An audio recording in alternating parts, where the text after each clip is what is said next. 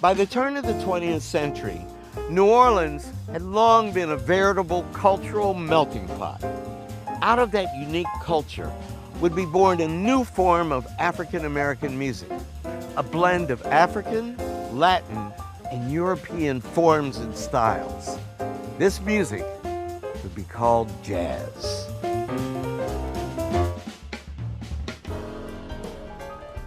In the early days, jazz was played primarily by African American musicians, and they often played it in the red light districts of New Orleans. And because of this, it was considered immoral music. Even a publication as prestigious as the New York Times wrote an anti-jazz article. But these efforts did nothing to stop the rise and the spread of jazz. In 1917, the military closed the New Orleans red light district. But by that time, the music had caught the attention of a young man who lived in the neighborhood. His name was Louis Armstrong, and he would go on to become a sensation in New Orleans.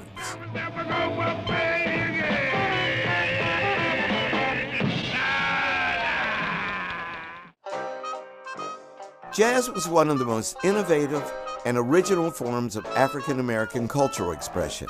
Yet, the first jazz recording was made by an all-white band from New Orleans. Their song sold over 1 million copies and introduced a watered-down form of jazz to a broader American audience. But it was a group of black soldiers who would take jazz itself to an international audience. During World War I, James Reese Europe was a leader in the Harlem Hellfighters, a segregated troop of African American soldiers, but he was also a very gifted musician and composer. He started a band of black military men who played the new music throughout Europe, and even after the war was over, that band continued to spread jazz throughout the Western world.